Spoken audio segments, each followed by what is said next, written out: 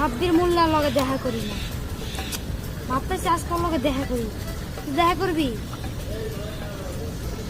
আচ্ছা তাহলে চল দুইজন এক লগে যাই। তুই যাবি তো? হ্যাঁ জামু, চল। তাইলে চল।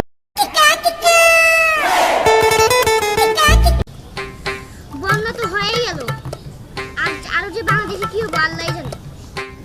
বন্ধুরা তো আইতাছেও না, বন্যার ভিতর খেলাধুলা হইতাছে না। অল্প দেখি ওই যে আমার বন্ধুরা আইতাছে, যাক আজকে খেলাধুলা করতে পারবো। কি বন্ধু তুই জানি বই কি করস? কি করবো, তোকে জালে পানিতে গোসল করতেছি। দেখলি জিয়া ধরে আমরা খেলা লিগা ডাকতে আইলাম, ওই কথা কইতাছে। তার মানে